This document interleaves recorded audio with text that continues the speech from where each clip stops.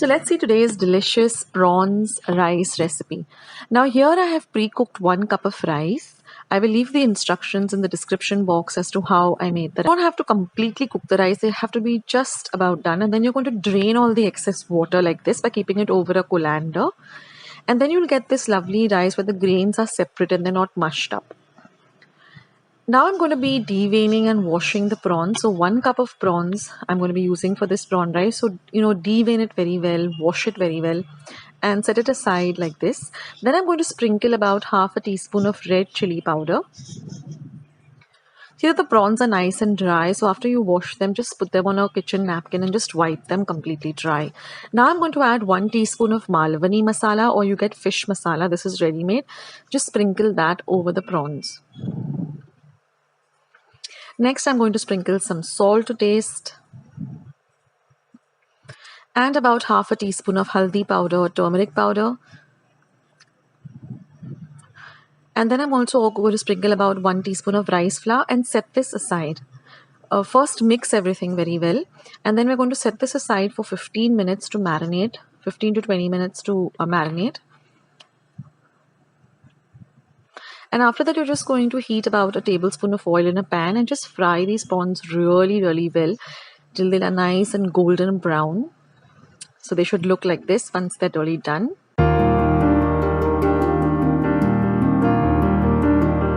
And the prawns should really, really fry very well like this. And then I'm just going to put the heat off and just garnish it with some fresh coriander. So this is the prawns part of it, which is ready. So just mix all of that really well and just set it aside.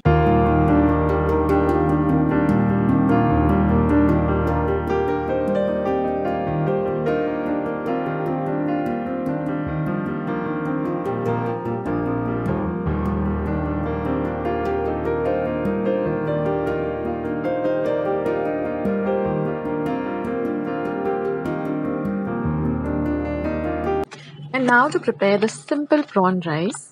In a large pan, I'm going to heat about 1 tablespoon of oil. Once the oil is hot, I'm going to add half a teaspoon of cumin seeds or jeera and 1 tablespoon of ginger garlic paste. Then I'm going to add this rice that we prepared and mix everything really well. Then I'm going to add about 1 tablespoon of kokum or amsul juice. All I did is I took 3 to 4 kokums and soaked them in about 4 tablespoons of water. And once I extracted the juice, I added that. Then I'm going to add half a teaspoon of pepper powder and mix everything really, really well. And then all you have to do is, this is the rice, you just add the prawns to it, mix it really well, and your simple prawn rice is all ready. This is really very easy to prepare, gets ready also very quickly, and it's super, super delicious.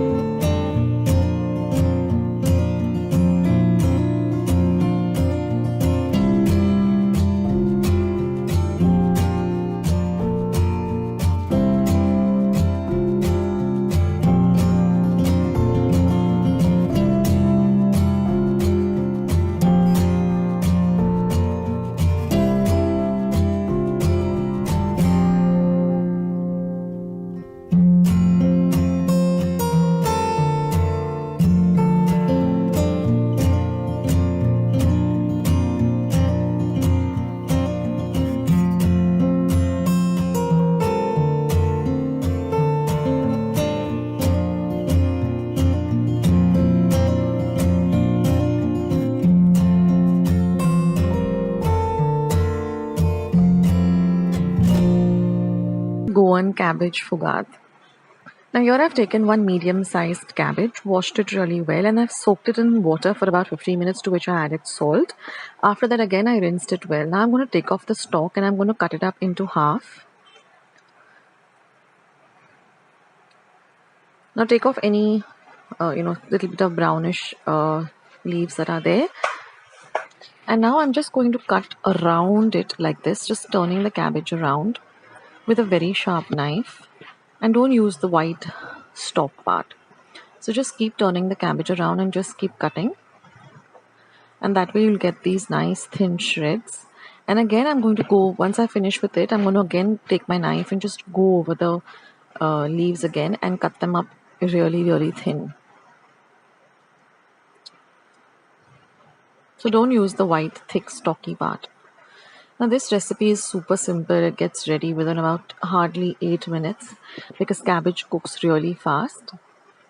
And it has very few ingredients, as you'll see. And this can be had with chapatis or even with some fish curry rice. It's really nice. And now after chopping up the cabbage, I'm going to transfer it to a bowl, and you can see if there are any big parts, just run your knife through them. And one more tip is always discard the outer covering of the cabbage leaves. However fresh they look, don't use those leaves. Anyway, let's go on to the recipe. So here I've heated about 1 tablespoon of oil. Once my oil is nice and hot, I'm going to add half a teaspoon of mustard seeds, which is also called mori or rye. Now let the mustard seeds splutter in the oil. I'm going to add 1 chopped green chili. They're cooking on a low to medium flame. Let the chili fry nicely in the oil. Then I've taken 1 inch of ginger, chopped it really fine. I'm going to add that. Let the ginger also fry in the oil. Next, I'm going to add a few curry leaves, say about 7 or 8 curry leaves. You can keep the curry leaves whole or you can even chop them. Then I'm going to add half a teaspoon of turmeric powder or haldi powder. And last, I'm going to add 1 medium-sized onion that I've cut fine. Now we're going to bagar everything or fry everything really well till the onion gets a nice and translucent. So we are done with all the ingredients. Now we just have to add our cabbage, which we've chopped. I've used the entire medium-sized cabbage. This is enough for 4 people. And then mix everything well. See that the bagar, coats all of the cabbage nicely. So you don't have any white parts of the cabbage, but everything is nicely covered with the yellow bagar. This is very important. Now cabbage is one thing which cooks so fast because you can even eat cabbage raw. So, it doesn't take much time, and you shouldn't have a very mushy cabbage also. So just cover and cook this for about 5 minutes on a low to medium flame and keep stirring in between. And now we're just going to add some salt to taste, and I like to add a pinch of sugar. Now again mix everything well. See that the salt and the sugar coat everything really well. So our cabbage is almost cooked. So now I'm just going to keep it on an open flame and just stir it around.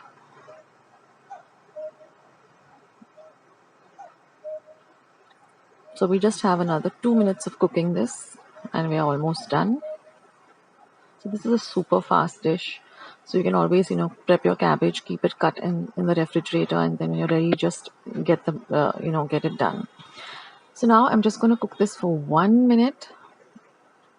And now I'm going to add about 1/4 cup of fresh grated coconut. Now you can go less on the coconut, but I like to add a lot of coconut to my cabbage. It just elevates the flavor.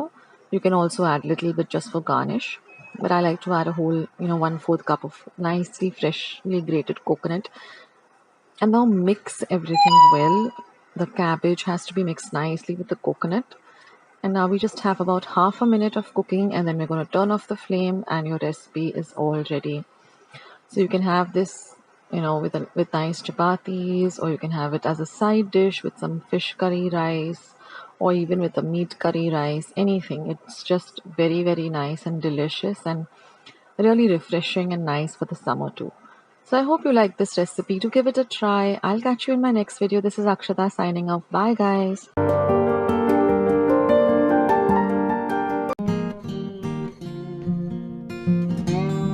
With today's lovely recipe. Now here I'm taking 4 paos, which are just about a day old. You can use fresh pao too, or you can even use slices of bread, but the taste of pao has its own unique taste. Now I'm going to use a serrated knife. This helps in getting really even slices or pieces, and I'm going to cut them into 2 equal halves, and then I'm just going to spread them out and flatten them a bit. So do this with all of the pieces.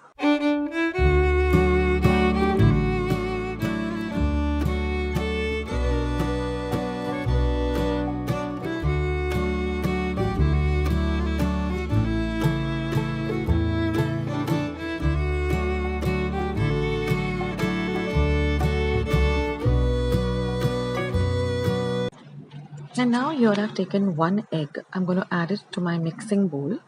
Using a fork or a whisk, I'm going to beat this egg really well till we can only see the yellow of the egg or the yolk of the egg. So beat that really well. Now I'm going to add 1 teaspoon of vanilla essence. You can substitute this with some cardamom or elaichi powder if you don't have vanilla essence, or if you don't want to use vanilla essence. Mix the 2 ingredients really well together. Now I'm going to use half a cup of milk. Again, mix everything really well. I'm going to add a pinch of salt. I generally always add, a little salt to a dessert and a little sugar to a savory dish.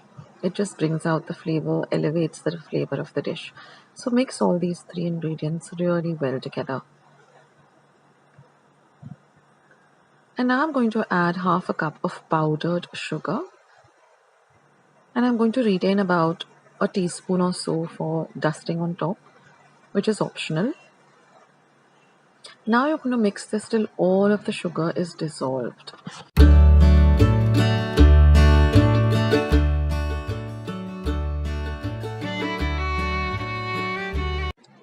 Now we're going to soak all these pieces of bread in this milk mixture. So just soak them really well for about half a minute or so. And then you're just going to drain all the excess. Don't press the bread, just drain the excess. Don't squeeze the liquid out, just drain all the milk which is there, the excess, and place it on another plate. We want this bread to be soaked with all of this lovely milk mixture. So don't squeeze it out, just take out the excess and then put it in another plate.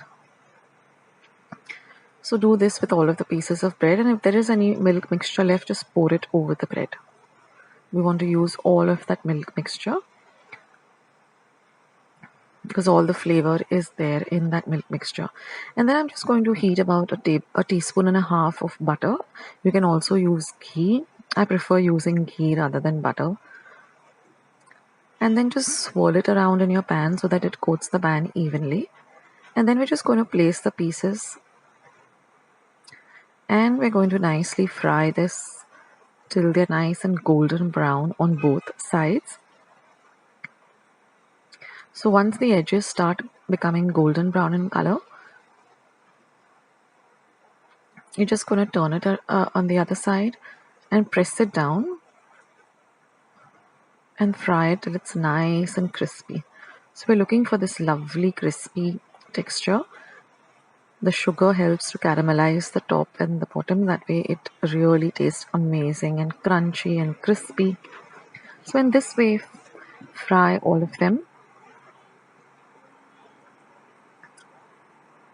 And once they're done, just transfer them to a plate and fry the remaining in the same way. This is one of my favorite tea time snacks. Of course, I don't have it on a regular basis. I just indulge in it once in a way. But it's really, really delicious.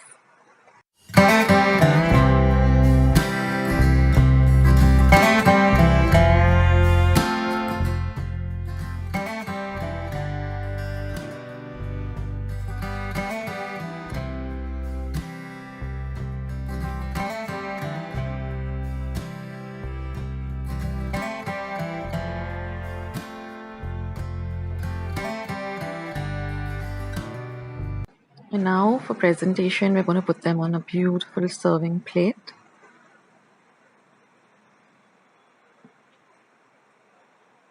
And then just to make it a little pretty, we're going to just dust some powdered sugar. Like I said, this is completely optional, but it looks very pretty and it tastes amazing. So give this a try, guys.